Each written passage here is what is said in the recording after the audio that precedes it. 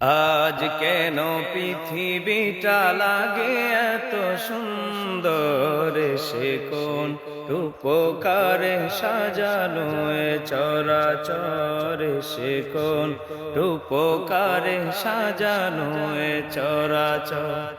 আজ কেন পৃথিবীটা লাগে এত সুন্দর, সে কোন রূপকারে সাজানো এ চরাচর, সে কোন রূপকারে সাজানো এ চরাচর।